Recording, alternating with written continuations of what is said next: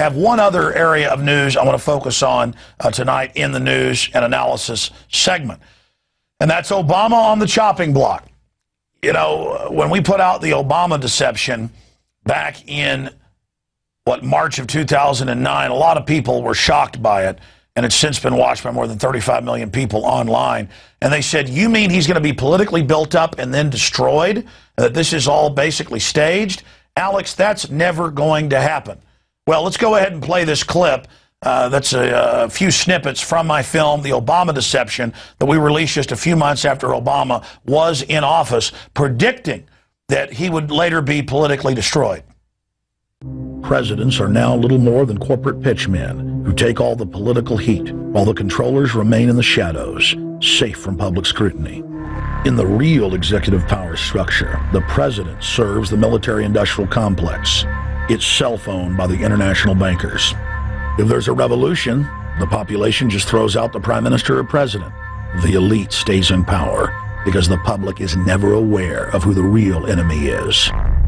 Upon Obama's inauguration, members of the Bilderberg Group, Trilateral Commission, and CFR flooded into every position of power in the executive branch, replacing Trilateral Commission and CFR members who previously filled the positions during the Bush administration.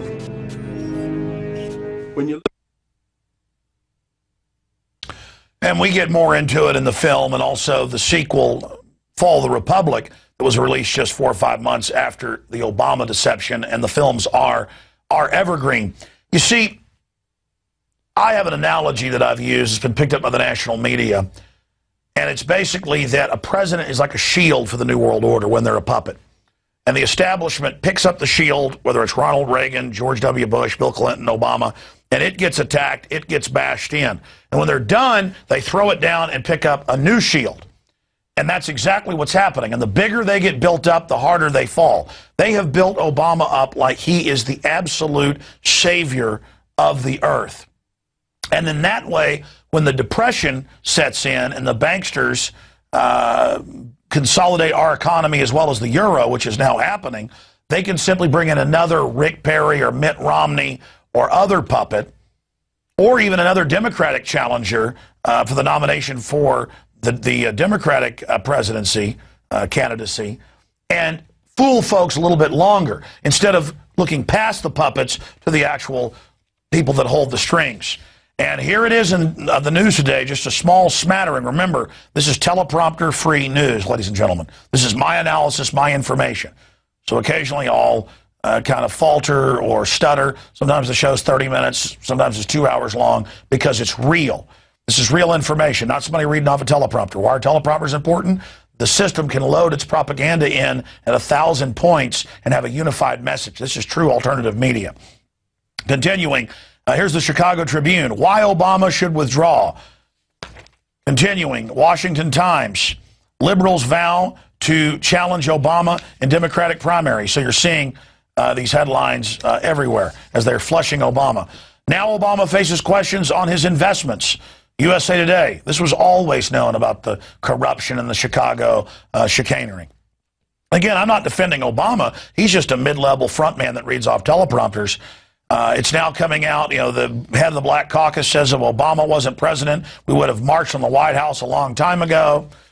Obama administration reworked the big solar company loan to favor donor, Atlanta Journal-Constitution. Notice these are all in his strongholds, Democratic Party establishment turning on him.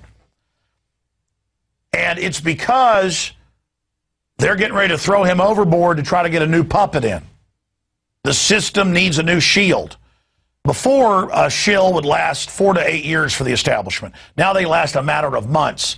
He had one of the lowest approval ratings in presidential history just 6 months after being in office from one of the highest. In fact, there's one over there on the screen. Obama hits new low in another poll, 39%.